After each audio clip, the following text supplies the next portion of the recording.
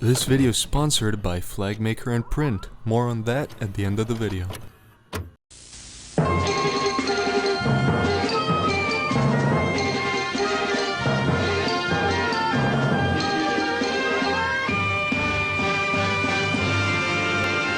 中国経済は今期も堅調な成長を続けており、近い将来、日本の経済規模を上回る可能性があると見られています。経済専門家によりますと、中国は2000年にイタリアの GDP を超え、その後も安定した成長を維持してきました。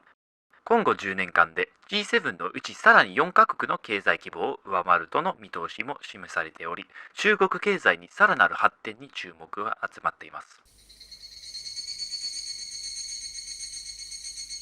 In the aftermath of the Second World War, Japan was left in ruins. Years of bombings, food shortages, and post-war occupation had crippled Japan's economy, with an estimated 40% of the nation's industrial plants and infrastructures destroyed by the end of the war. While many countries saw the post-war devastation they had to deal with as a negative, the Japanese saw it as a positive.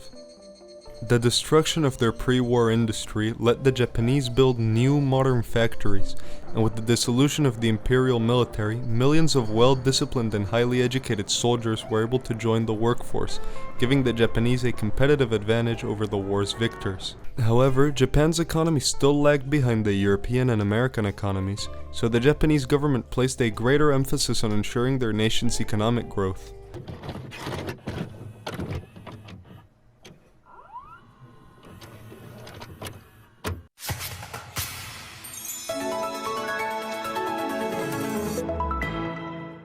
東アジア地域における安全保障上の緊張が一層高まる中、とりわけ中国とどまでの軍事的な動きを対する警戒感が強まっていることを受けて、海上自衛隊は迅速な対応体制の強化を目的として沖縄に機動部隊を派遣したことが明らかになりました。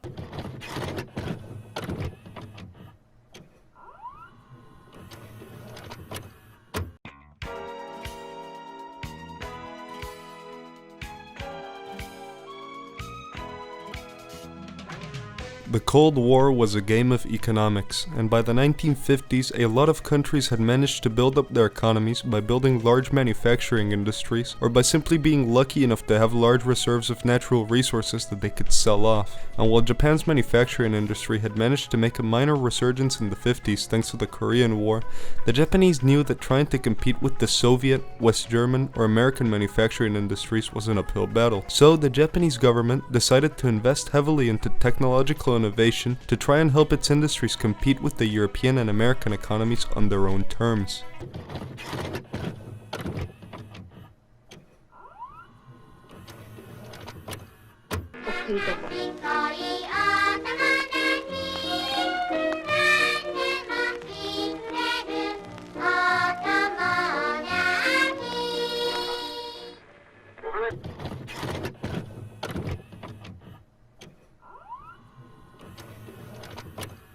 The launch of Shinkansen in 1964 didn't just stun the world, it signaled the start of the Japanese technological revolution, and as one would expect, alongside this technological renaissance came the beginning of the Japanese economic miracle. The Japanese figured that exporting their innovations would be far more lucrative than simply gatekeeping them.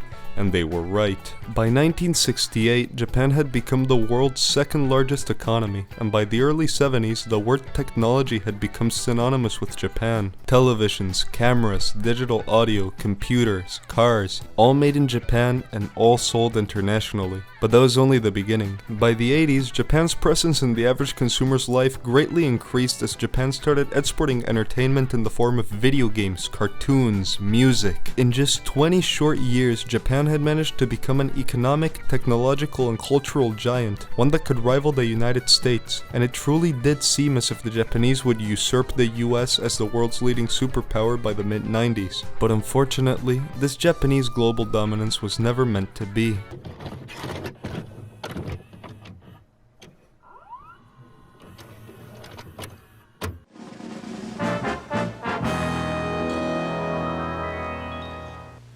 ”80-talets Japan, världens mest produktiva land som stadigt gick med ett handelsöverskott på över 5 miljoner yen varje år. En stor del av dessa exportvaror gick till USA, som i sin tur oroade sig över sitt handelsunderskott. I ett försök att öka sina egna exportmöjligheter tog Reagan-administrationen fram Plaza-överenskommelsen tillsammans med Frankrike, Västtyskland, Storbritannien och Japan. Överenskommelsen gick ut på att devalvera den amerikanska dollarn. I och med detta stärktes yenen snabbt, vilket slog hårt mot den japanska ekonomins ryggrad, exporten. För att motverka en potentiell lågkonjunktur sänkte Japans centralbank räntan till så lågt som 2,5%. Och med låga räntor följde en våg av upplåning från både företag och privatpersoner som snabbt pumpade in pengarna i fastigheter och aktier.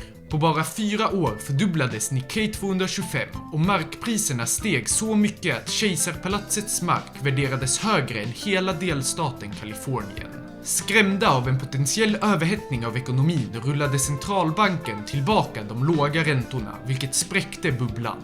Markpriserna rasade, börsen föll med över 60% och företag satt fast med enorma skulder. Det som följde blev ett förlorat decennium.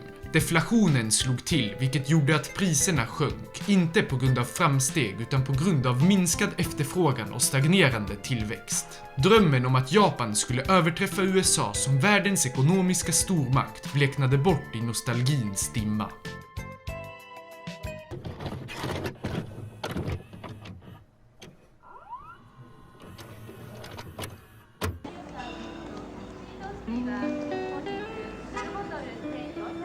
By 2000, Japan was in a unique position. While on paper the country was as productive as ever, boasting the world's third largest economy, in reality Japan was a husk of its former self. At a glance, Japan still seemed like the country of the future with its bright neon cities and its breathtaking technologies. But underneath its facade of progress and prosperity, the effects of the deflation were slowly rotting the nation from within. The bad business environment within the nation had led many Japanese corporations to invest abroad or into government bonds to sustain the nation's astronomically high debt. Meanwhile, thanks to the deflation perpetually raising the value of the yen, the Japanese people had no real incentive to consume or to invest in the economy. Combined, these factors ensured that while Japan was able to sustain a debt that would have left any other country bankrupt, at the same time they made it so Japan's economy was unable to grow, effectively trapping the country in a state of economic stagnation that seemingly had no solution. Except the Japanese government did have a solution. They just didn't want to implement it. すいません、品切れです。そうですか。素敵な息です。お客様困ります。人のことアニメにしていいとでも？すいません。いいじゃないあんた。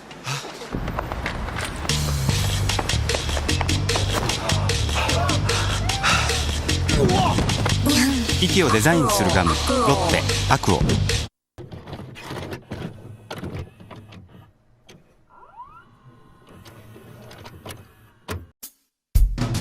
Since the mid-90s, the Bank of Japan had been proposing the implementation of anti-deflation measures to create inflation within Japan, which would then lower the value of the yen, breaking the cycle of deflation. But, fearing potential unrest, the Japanese government had blocked these proposals. However, due to China's growing economic influence in Asia, and fearing a potential depression due to the fact that no one was investing in their economy, the Japanese government approved the Bright Future Plan, which sought to end the deflation by devaluing personal savings, raising interest rates, promoting investments into local businesses, and by using any and all government revenue to pay off Japan's extraordinary debt.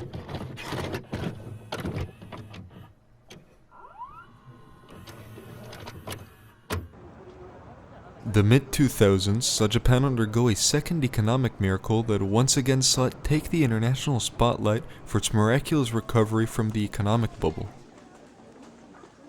But while Japan's economy recovered and grew, managing to once again become the world's second wealthiest country, China prepared for war.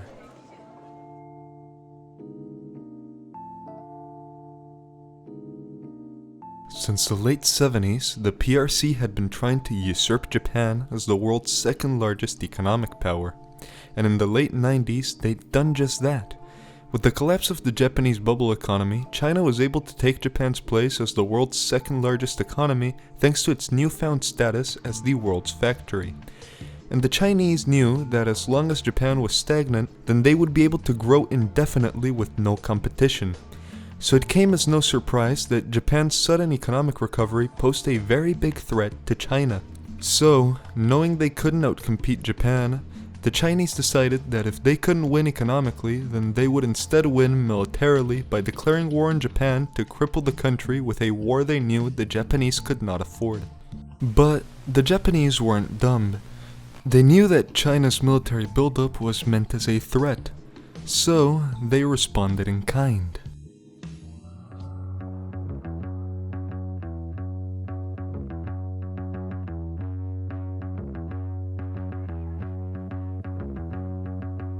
Even though the scale of Japan's military was limited by their constitution, the Japanese were no stranger to finding loopholes in treaties.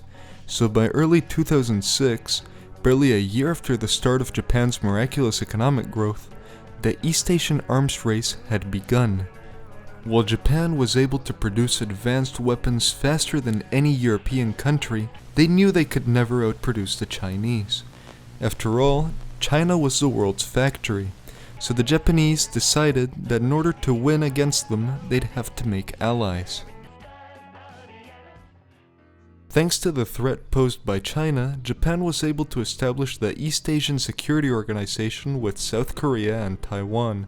And to put further pressure on China, they also signed defense treaties with the Philippines and Vietnam, effectively isolating the Chinese. For its part, China was also trying to find allies. But thanks to Japanese efforts, they were essentially boxed into their region, making their only real ally the Hermit Kingdom of North Korea. And while day by day tensions in East Asia continued to rise, to many a full-blown war seemed unlikely. But unfortunately, all those dreams of peace would come crashing down in 2011.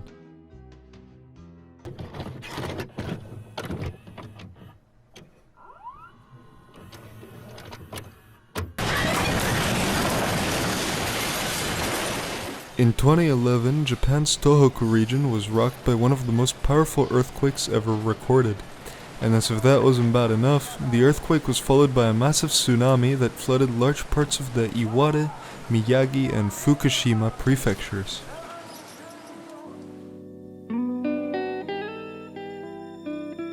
In the immediate aftermath of the earthquake, the Japanese government mobilized the self-defense forces to help first responders tend to the 340,000 civilians that had been affected by the disaster. However, the decision to mobilize and deploy the armed forces to Tohoku weakened Japan's southern defenses, particularly around Okinawa and Kyushu, making them vulnerable to foreign attacks. And unfortunately for Japan, the Chinese wouldn't let this opportunity pass.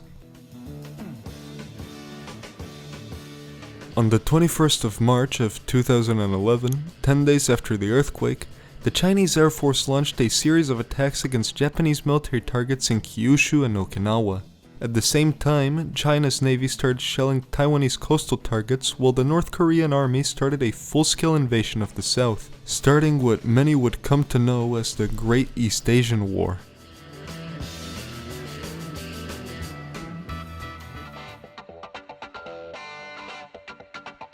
Even though the Chinese succeeded in catching the Japanese off guard, their attack didn't really deliver the crippling blow they hoped it would.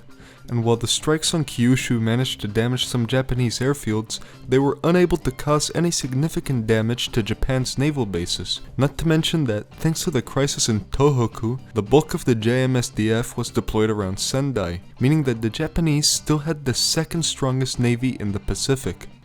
On top of barely scratching the Japanese, the Chinese had been unable to achieve any major breakthroughs in Taiwan. Constant attacks by Taiwan's Navy and Air Force had rendered their blockade all but useless, and any attempts the Chinese made to land on the island were easily repelled by the Taiwanese army. And as if that wasn't bad enough, in Korea, the South had managed to stop North Korea's offensive as soon as it started thanks to their better training and equipment. Overall, the war wasn't going great for China, and it was about to get worse. While the Chinese boasted a large army and a sizable air force, at sea they were stretched thin.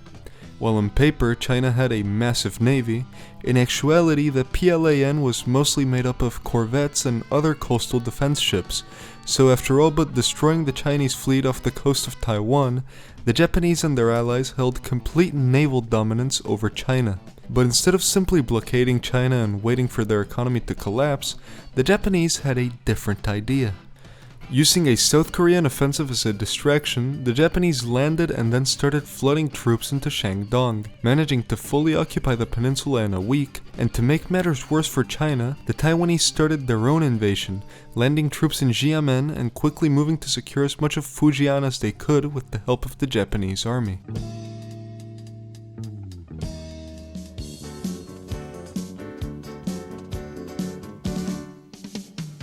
The writing was on the wall for the Chinese. Their air force was outmatched, their navy was crippled, and their army had failed them in Korea and in their homeland. And beyond the military failures, unrest was growing. The ever-worsening economic situation brought about by the war, as well as the constant air raids by Japan and its allies, compelled the Chinese people to stage demonstrations against the war. And when these demonstrations were repressed, the people responded with protests, increasingly escalating in violence.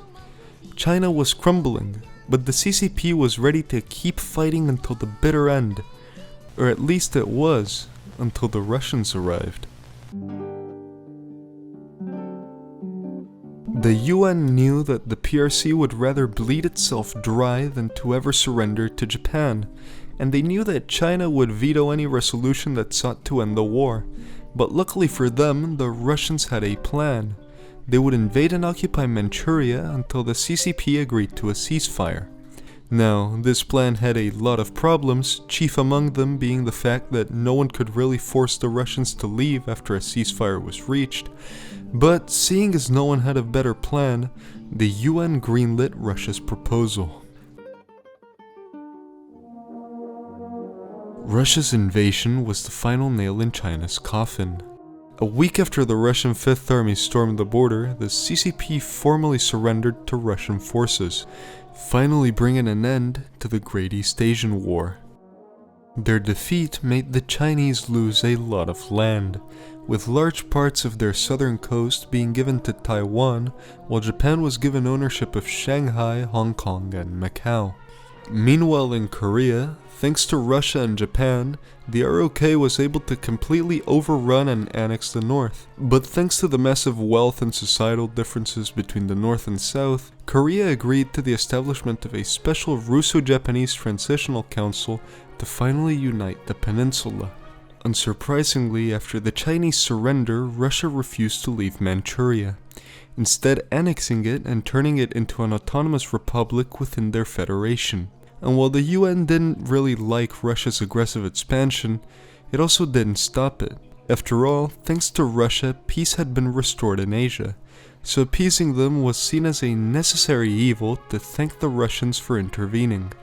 But while the world celebrated the war's end, China mourned its loss. After all, the PRC had spent the better part of 30 years building itself up, only to crumble against a country barely a quarter of its size. And while materially, the Chinese would be able to recover relatively quickly from the war, their defeat would leave a lasting impact upon their population. And with anti-CCP movements growing in China, it was clear that the communist government was on its way out, with the only question being, would the CCP let a peaceful transition happen, or would they put up a fight?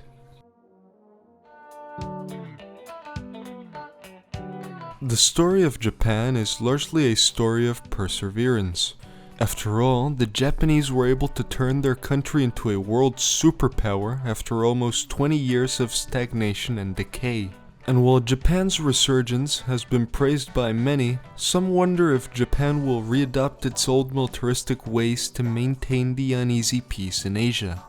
But as with most things, only time will tell.